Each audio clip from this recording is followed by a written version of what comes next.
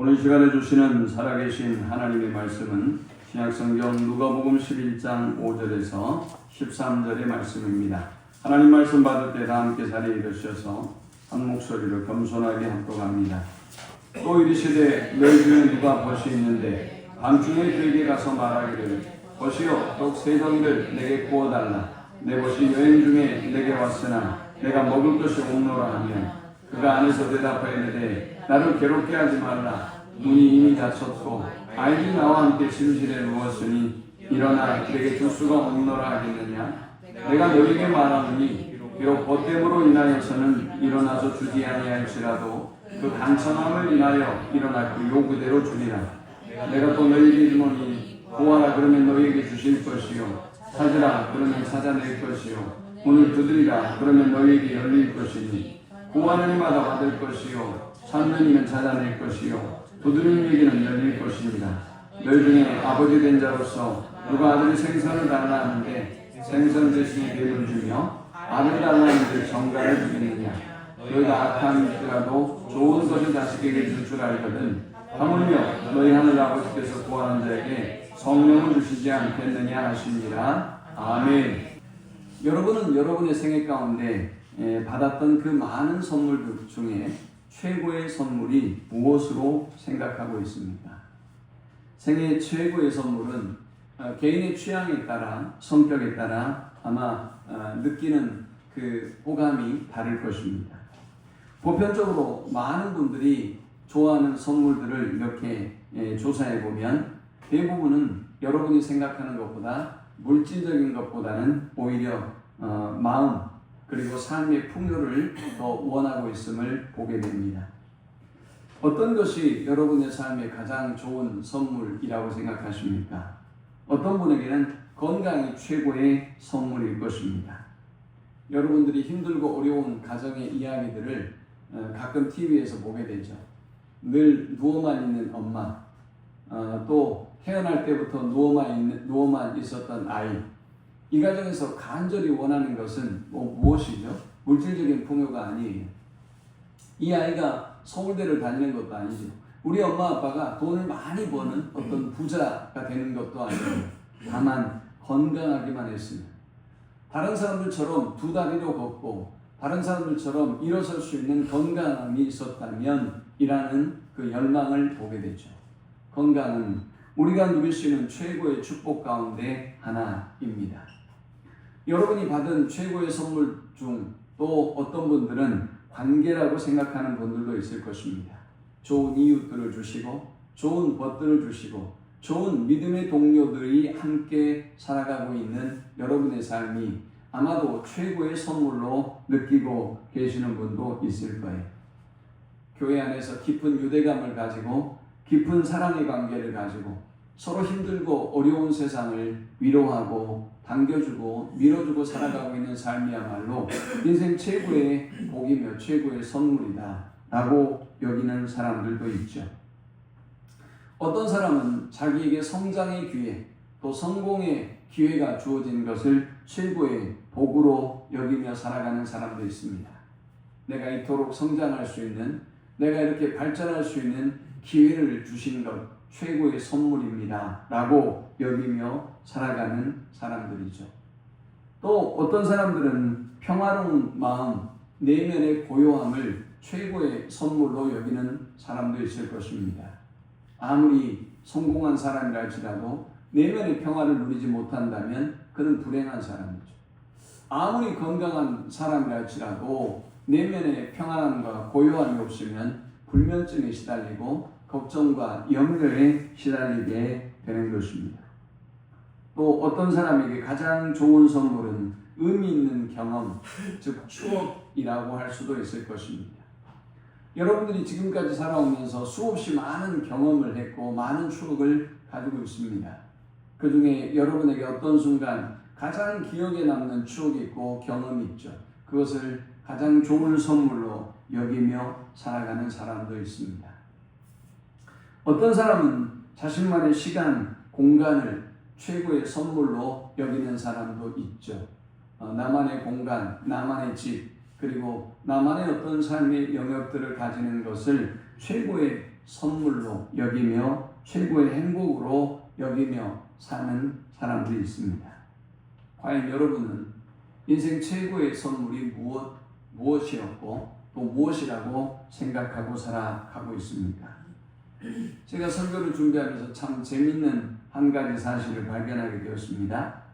국제 여론조사에서 삶을 의미 있게 하는 것에 대한 조사를 했습니다.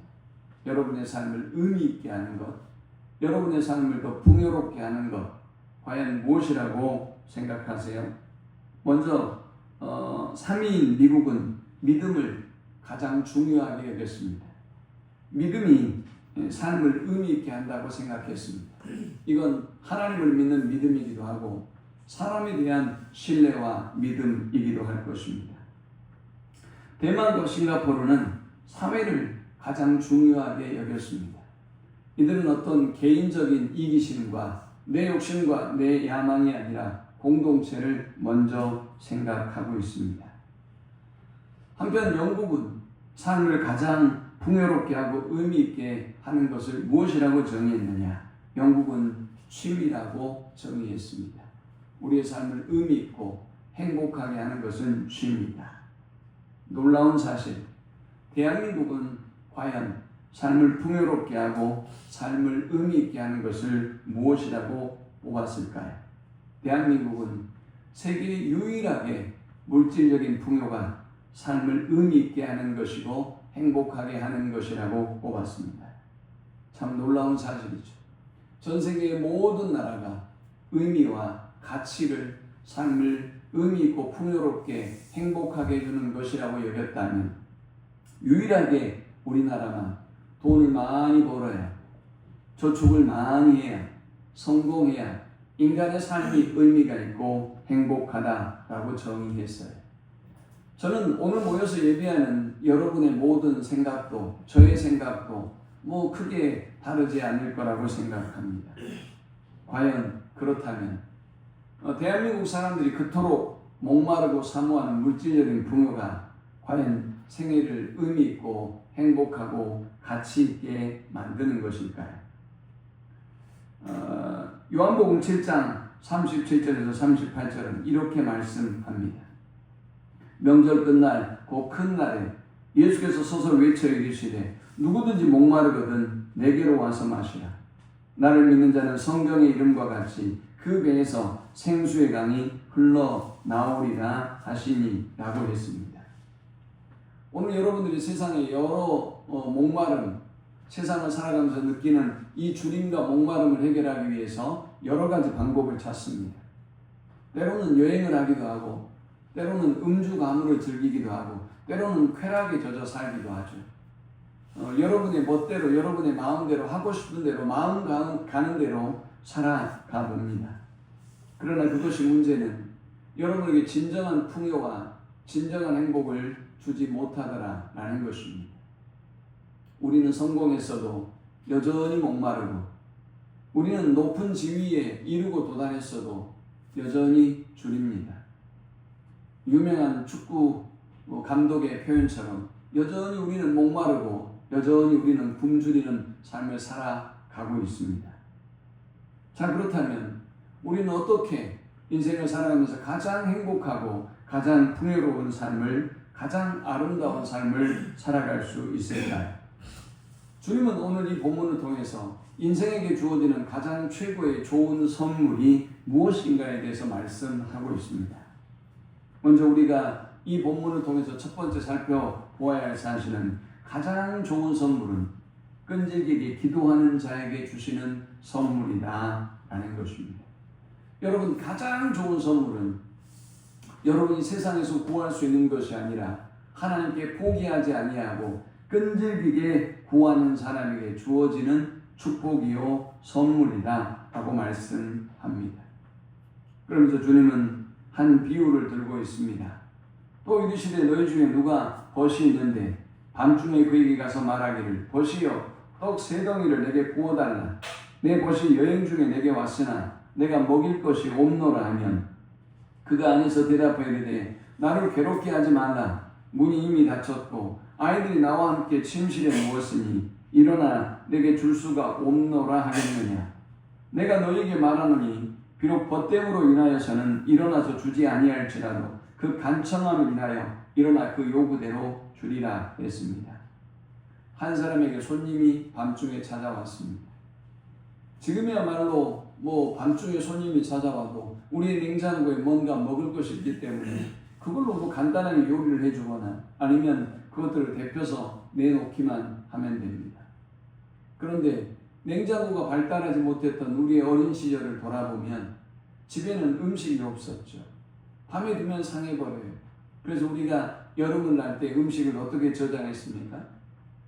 저 깊은 샘물에 플라스틱 물통을 달아내려서 거기에 김치를 넣어놓기도 하고 과일을 넣어놓기도 했어요. 때로는 밥을 넣어놓기도 했습니다. 그렇게 우리는 여름날을, 무더운 여름날을 지내야만 했습니다.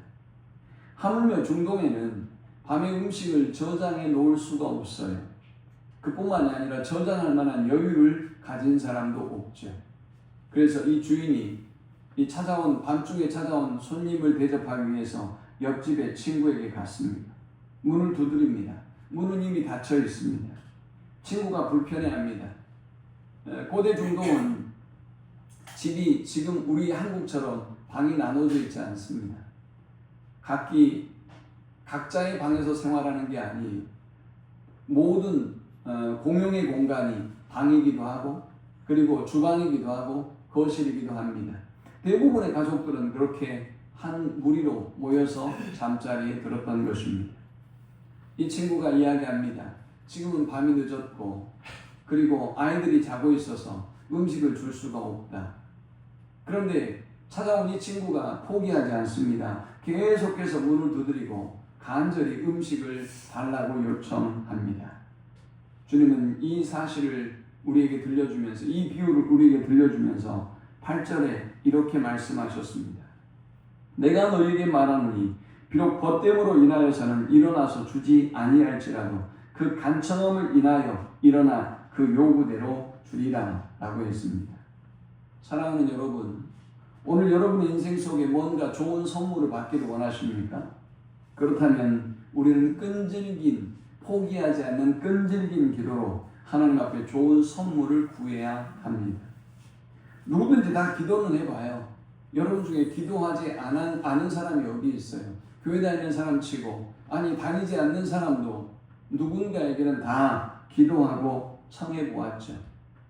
그런데 우리 주님은 오늘 우리가 좋은 선물을 받기 원하면 간청하여 기도하라라고 했습니다.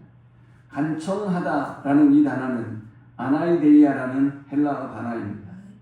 이 아나이데이어라고 하는 이 헬라어 단어는 어떤 의미인가 하면 수치심을 모르는 뻔뻔함을 의미합니다. 그는 자기 집을 찾아온 이 손님을 굶겨 보낼 수가 없어서 수치심을 무릅쓰고 뻔뻔함을 무릅쓰고 옆집의 문을 두드리고 있는 것입니다. 이 사람을 어떻게든 대접해야 한다는 것입니다. 지금이야 이렇게 밤중에 손님이 찾아오면 얼마든지 냉대해서 보낼 수 있어요. 제 어린 시절을 생각해 보면 집에 손님이 찾아오면 꼭 재워서 보냅니다. 우리 방을 비우고요. 그리고 먹을 것을 준비해서 대접하고요. 같이 저녁 식탁에 앉아서 식사를 같이 했어요. 그가 누군지도 잘 몰라요. 그러면 찾아온 손님은 어떤 물건을 팔러 오거나 여행했던 이런 손님인데요. 자기가 팔던 물건을 그냥 선물로 주거나 아니면 싸게 주었습니다. 우리 어머니도 시골에 살 때 뭔가 어떤 물품들을 팔기 위해서 도시에 그렇게 돌아다니면서 장사를 하셨기에 우리는 기꺼이 우리의 집을 내어주고 또 우리의 방을 내어주었습니다. 고대 중동에는 이 나그네를 대접하는 것을 굉장히 중요하게 여겼어요. 주님은 나그네를 대접하는 것이 곧 나에게 한 것이라고 분명히 말씀했지 않습니까? 소자에게 한 것이 나에게 한 것이라고 말씀하셨습니다. 그래서 이 집주인은 어떻게든 멸시를 당하고 수치를 당하고 모욕을 당하지만 돌아올 수가 없었습니다. 그는 염치불구하고 끈질기게 문을 두드리며 먹을 것을 구했습니다. 저와 여러분의 인생에서 우리는 수없이 많은 문제를 결핍을 느끼며 살아갑니다. 지금 여러분이 가장 심각하게 생각하고 있는 결핍이 무엇입니까? 그것이 건강이세요? 자녀의 문제이십니까? 가정의 문제입니까? 행복하지 않으세요? 자, 그렇다면 우리는 그 결핍한 문제를 끈질기게 주님 앞에 가지고 나아가야 하는 것입니다. 문을 두드려야 하는 것입니다. 주님이 응답해 주지 않는다고, 주님이 내가 원하는 원하는 방법으로 대답해 주지 않고 역사하지 않는다고 우리가 돌아서서는 안 된다는 것입니다.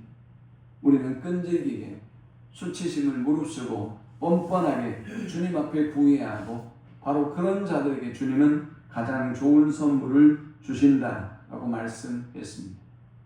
어떤 사람에게 주님은 가장 좋은 선물을 주실까요?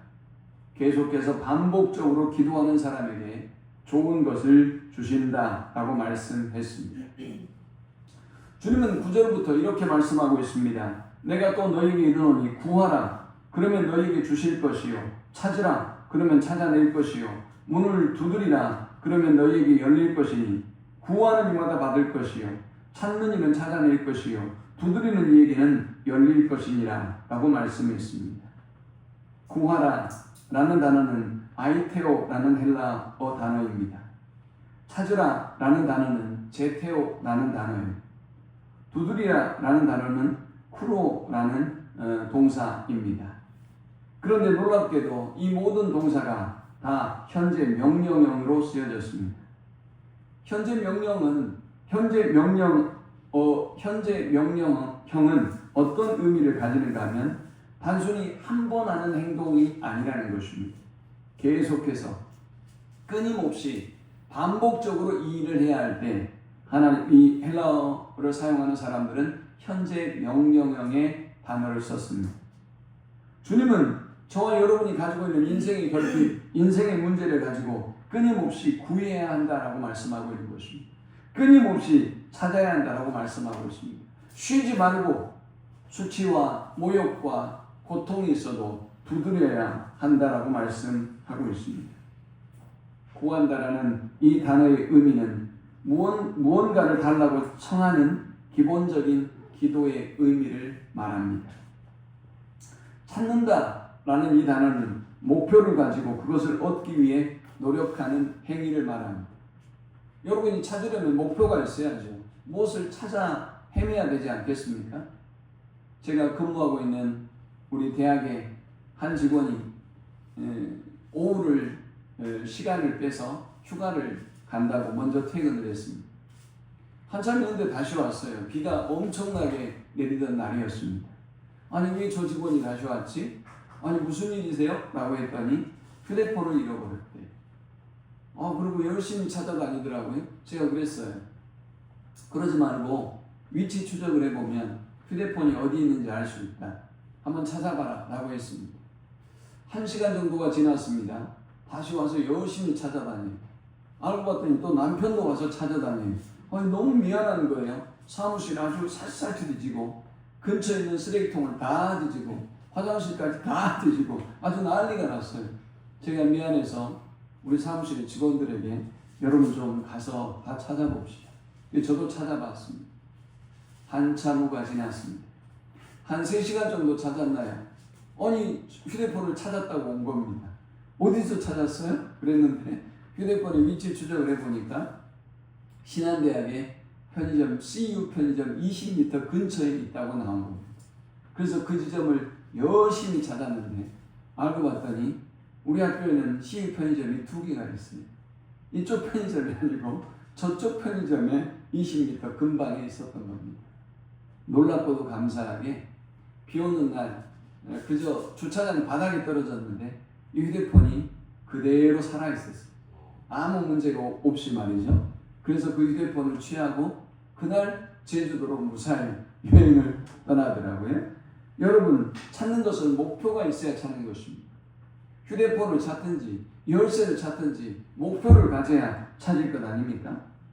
그 다음 두드리다 라는 단어가 있습니다. 두드린다라는 이 단어는 닫힌 문을 계속해서 끊임없이 끈질기게 열기 위해서 노력하는 시도를 의미합니다. 장애물이나 어려움이 있어도 결코 낙심하거나 포기하지 않습니다. 인내심을 가지고 그 문이 열리기를 간절히 두드리는 행위를 두드리다 라는 단어로 표현하고 있습니다. 사랑하는 여러분, 우리 주님은 이 세 가지 행동 뒤에 분명하고 확실한 약속을 주셨음을 기억하십시오. 우리 주님이 뭐라고 말씀합니까? 9절에 내가 또 너희에게 이르노니 구하라 그러면 너희에게 주실 것이요 찾으라 그러면 찾아낼 것이요 문을 두드리라 그러면 너희에게 열릴 것이니 했습니다. 주님은 구하는 사람에게 무관심하지 않습니다. 주님은 구하라 그러면 찾으라 그러면 두드리라 그러면 이라고 우리에게 확약하고 있습니다. 사랑하는 여러분, 하나님은 우리가 포기하지 아니하고 계속해서 반복적으로 기도하면 그리하면 우리가 얻게 될 것이고 찾아내게 될 것이고 문이 열리게 될 것이다 라고 말씀합니다. 모든 사람에게 하나님이 주시고 하나님이 찾게 하시며 하나님이 열어주실 것이라고 약속하고 있습니다. 사랑하는 여러분, 그러므로 좋은 선물을 받기 원하신다면 오늘 여러분의 인생에 정말 좋은 선물이 꼭 필요하다면 포기하지 말고 지속적으로 반복적으로 기도하십시오.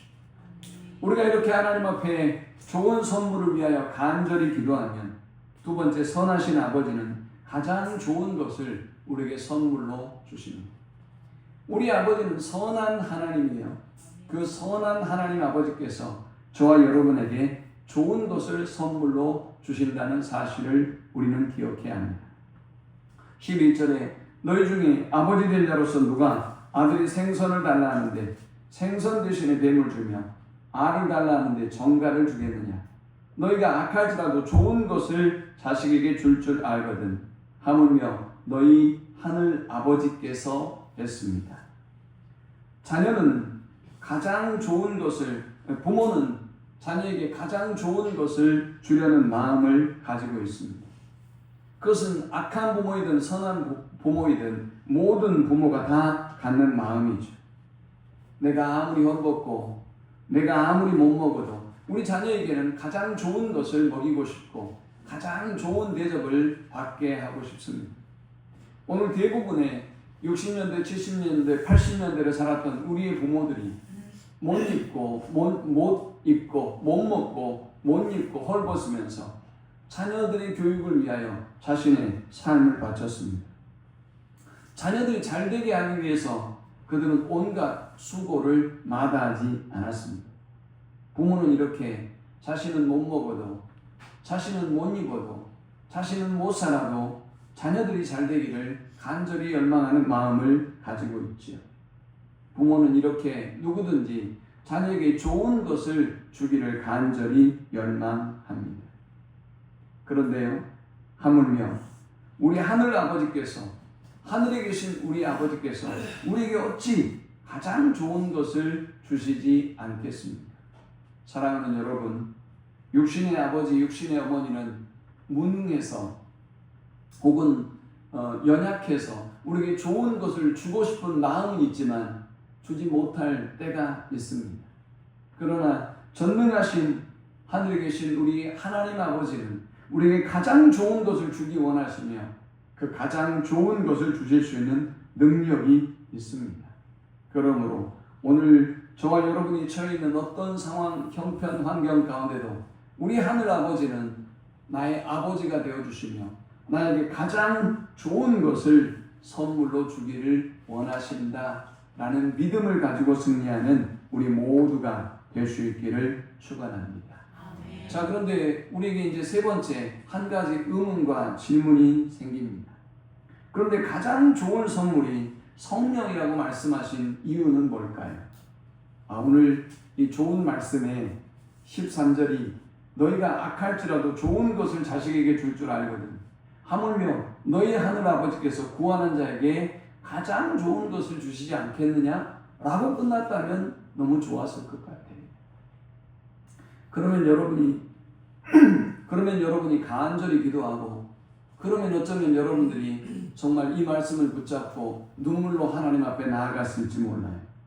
그런데 참 놀랍습니다. 주님은 분명히 저 악한 부모도 자식에게 좋은 것을 주듯 하늘에 계신 우리 하나님 아버지는 가장 좋은 것을 주신다 라고 말씀하고 있는데, 그 가장 좋은 것을 성령이다 라고 말씀하고 있습니다. 자, 여러분, 과연 성령은 우리에게 주어지는 가장 좋은 선물일까요? 여러분이 그토록 원하는 물질이나 문제 해결이나 건강이나 다른 사업이 잘 되거나 이런 것이 저희는 가장 좋은 선물이라고 생각하고 있는데, 주님은 도대체 왜 이 성령을 가장 좋은 선물이다 라고 말씀하고 있는 것일까요? 먼저 성령은 하나님의 인격적인 임재를 의미하기 때문입니다. 성령은 어떤 에너지가 아니에요. 성령은 어떤 능력이 아닙니다. 성령을 받는 사람은 주님이 그의 모든 삶 속에 인격적으로 임재합니다. 저는 가끔 생각해 봅니다. 제가 없는 우리 가정을 생각해 봅니다. 저는 제가 없는 우리 아이들을 생각해 봅니다. 어떤 나이에 어떻게 제가 이들의 곁을 떠나게 될지는 모르겠지만, 저는 그 아이들과 우리 가족들과 영원히 함께 할 수 없다는 사실만은 분명한 사실이요 명제입니다. 저는 늘 그것을 염두에 두고 살아가고 있습니다. 그런데 여러분, 함께 할 수 없는 가족들, 남겨진 자녀들을 생각해 보면 마음이 아프죠. 또 여러분이 살아있다 할지라도 여러분의 자녀들의 고민의 현장, 고통의 현장, 그들이 힘들어하는 그 현장에 여러분은 함께 할 수가 없어요. 그 고통의 현장에 여러분이 그 곁에서 도와줄 수가 없어요. 그런데 우리 성령님은 인격적으로 여러분의 고통의 현장에, 고민의 현장에, 눈물 흘리는 그 현장에 함께 하시고 임재하시고 인격적으로 동행하고 계신다는 사실. 우리 자녀들이 아무리 힘들고 어려운 상황에서도 우리 주님은 인격적으로 그들과 함께하고 동행하고 계세요. 그러므로 이것은 단순한 물질의 풍요보다 훨씬 더 유익한 것이지요. 이것은 단순한 어떤 기쁨과 즐거움을 느끼는 것보다 이 성령의 임재와 동행하심이 여러분의 삶 가운데도, 우리의 자녀들에게도, 우리의 가족들에게도 최고의 선물이요 복이 되는 것입니다. 두 번째, 성령은 모든 복의 근원입니다. 그러므로 주님은 성령이 이 모든 가장 좋은 선물들 중에 최고의 선물이다 라고 말합니다. 물질적인 축복, 세상적인 성공은 일시적이고 유한합니다. 또 그것들은 우리의 영혼을, 우리의 전인을 온전히 만족시키지 못합니다. 때로 저도요, 목회자다 보니까 많은 선물을 받잖아요. 그런데 이 선물을 보고 있으면 그때는 너무 기쁘고 소중하고 좋은데 때로는 쓸모없게 될 때가 있어요. 때로는 입지 못할 때, 때로는 사용하지 못할 때, 또 때로는 새로운 곳으로 바꾸어야 할 때가 있어요. 여러분이 새로운 차를 사도, 여러분이 새로운 집에 이사를 해서 들어가도 그것이 여러분에게 영원한 기쁨과 만족을 주지 못해요. 또 새로운 아파트, 또 새로운 차들이 등장하면 내 차보다 그 차가 더 좋은 것 같고 내가 사는 집보다 그 집이 더 좋은 것 같아요. 이렇게 인간의 복은 환경으로 또 물질적인 어떤 충족으로 채워질 수 없는 것입니다. 그런데 주님은 요한복음 4장 13절 14절에서 이렇게 말씀하고 있습니다.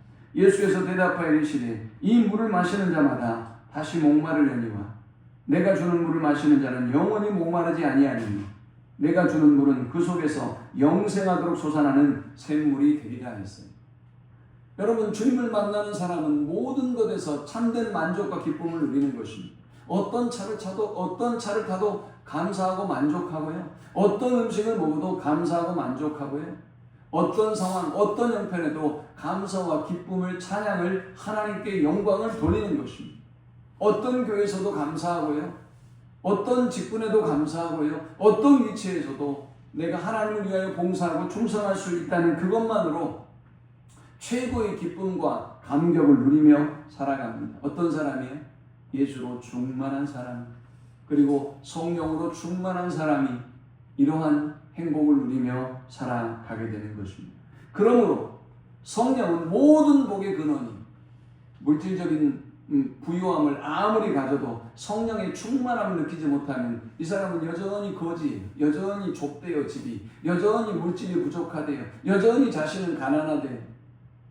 하나님이 많은 은사와 재능을 주셔도 여전히 성령의 충만함을 입지 못하는 사람은 행복과 만족을 누릴 수가 없어요. 그러므로 성령은 모든 복의 근원이 되는 것입니다.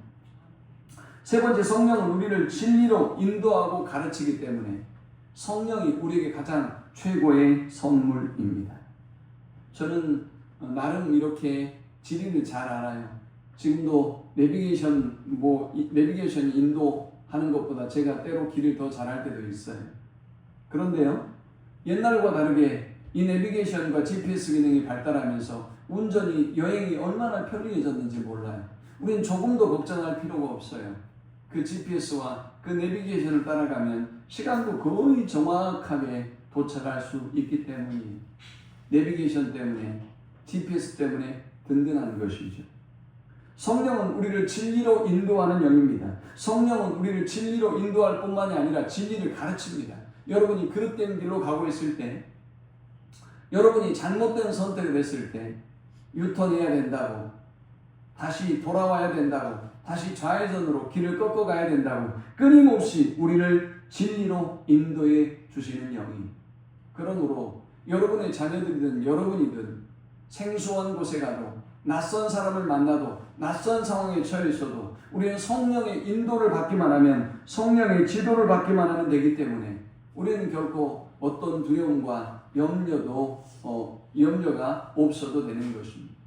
그러므로 우리가 성령의 충만함을 입는다는 것은 인간의 최고의 축복이요 가장 좋은 선물이다라고 할 수 있을 것입니다.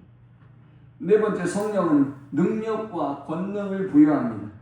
사도행전 1장 8절에 오직 성령이 너희에게 임하시면 너희가 권능을 받고 예루살렘과 온 유대와 사마리아 땅끝까지 이르러 내 증인이 되리라 하시니라 했습니다.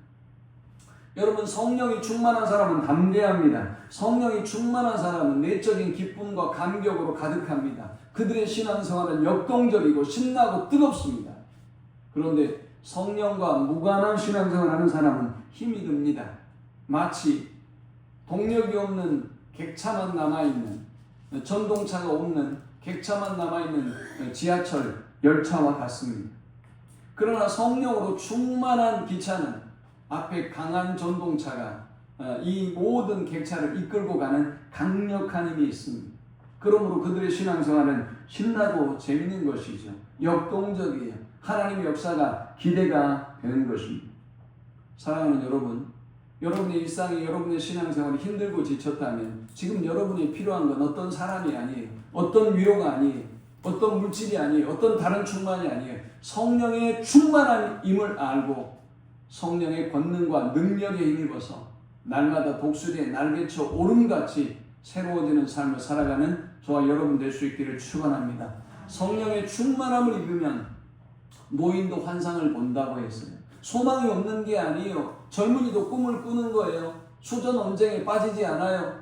하나님께서 그들에게 꿈을 주시고 희망을 주시기 때문에 하나님의 관점으로 하나님의 능력을 믿고 성령의 능력을 믿고 기대를 갖고 살아가는 것입니다. 성령은 다섯 번째로 우리 안에 거하시며 영원히 함께 하시기에 우리가 누릴 최고의 선물입니다. 부모는 유한적이죠.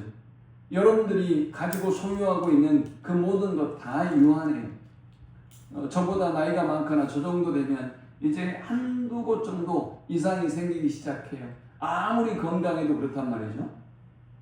그런데요, 그러므로 여러분들이 늘 어떤 이 육신의 결핍함, 건강의 결핍, 우리의 모든 삶의 결핍으로 인해서 끊임없이 고통당하는 삶을 살아갈 수밖에 없어요.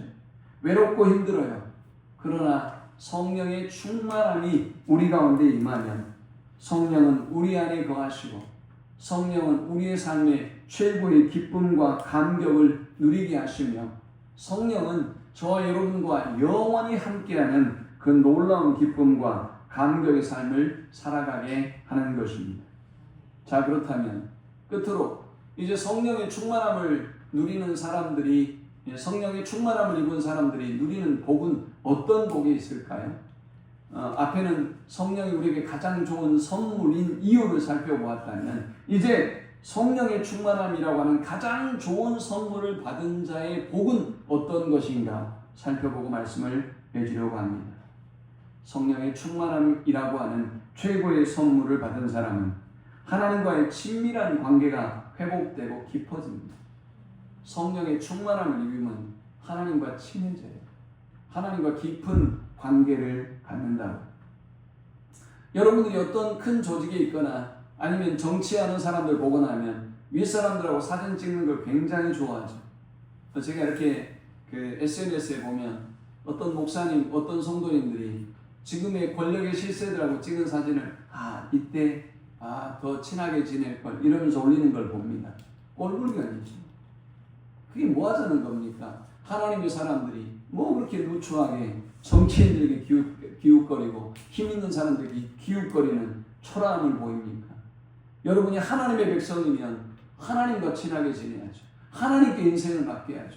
하나님과 친하게 지내는 것이 최고의 권력이 되어야 되고 최고의 능력이 되어야 됩니다. 세상의 대통령, 세상의 국회의원, 세상의 권력자들 유한해요. 끝이 있어요. 금방 사라져요. 금방 칭찬과 존경을 받았던 무리들이 금방 저주와 손가락질과 정죄의 대상이 돼요. 그러므로 사랑하는 여러분, 성령의 충만함을 입고 하나님과의 친밀한 관계가 회복되는 여러분 되시기를 축원합니다. 성도가 가장 자랑스럽게 말해야 될 것은 나는 하나님과 친합니다 라는 거예요. 여러분 옆 사람하고 인사해 봅시다. 저는 하나님과 친합니다. 한 번 더 해봅시다. 저는 하나님과 친해질 겁니다. 아멘. 아멘. 여러분들이 앞으로 하나님과 더욱더 친밀한 관계를 맺는 저와 여러분 되기를 축원합니다. 성령의 충만함이라고 하는 최고의 선물을 받는 사람은 영적인 능력과 담대함을 부어주십니다. 성령의 충만한 사람은 담대합니다. 능력이 있습니다. 어떤 상황에도 두려워하지 않습니다. 건강을 잃어도 또 가난하고 힘든 상황이 와도 사업이 망해도 담대하게 하나님께 자신의 생애를 맡깁니다. 자신의 사업을 맡깁니다. 자녀를 맡깁니다. 담대하게 사명을 감당하고 직분을 감당하며 하나님이 그에게 위임해 주신 그 맡은 바 소명을 다합니다. 성령의 충만함이 어떤 복을 또 세 번째 우리에게 주는 걸까요? 세상에 줄 수 없는 참된 평강과 기쁨을 누리게 하고 성령의 열매를 맺게 합니다. 성령이 여러분 안에 계시고 성령과 동행하는 여러분에게는 여러분도 모르는 사이에 성령의 열매가 맺어지기 시작합니다. 사랑의 열매가 맺어집니다. 기쁨의 열매가 맺어집니다. 화평이 내 안에 샘솟듯 일어나기 시작합니다. 그동안 분노와 오래 참음과 시기와 미움과 질투에 빠져있던 내가 이제 오래 참는 사람이 됩니다. 자비의 사람이 됩니다. 양선의 사람이 되고 선한 사람이 됩니다. 게으르고 나태했던 하나님 일보다 내 자신밖에 몰랐던 내가 충성하는 사람이 됩니다. 누가 뭐라고 해도 나는 흔들리지 아니하는 온유함과 안정감을 가지는 사람이 됩니다. 이제는 내 감정과 나를 절제할 수 있는 사람으로 바뀌어지게 됩니다. 성령의 충만함을 입은 사람은 세상의 그 어떤 조건과 환경의 개선으로도 누릴 수 없는 최고의 평안과 안식과 기쁨을 누리게 됩니다. 성령의 충만함이라고 하는 가장 선한 선물을 받은 사람의 네 번째 복은 선한 영향력을 끼치는 사람이 된다라는 것입니다. 여러분 한 번뿐인 인생에 선한 영향력을 끼치는 여러분 되시기를 축원합니다. 선한 말을 하세요. 선한 영향력을 끼치세요. 자녀들에게도 가족들에게도 성도들에게도 만나는 사람들에게도 직장의 동료들에게도 선한 말을 하시고 선한 영향력을 끼치세요. 왜? 하나님이 시키지도 않은 악한 말, 악한 생각, 악한 영향력으로 사람을 무너뜨리고 교회를 무너뜨리고 하나님의 역사를 무너뜨린 악한 일에 동조하고 사시냔 말이에요. 성령이 충만한 사람은 선한 영향력을 끼칩니다. 그만 가면 모든 사람은 화해의 사람이 됩니다.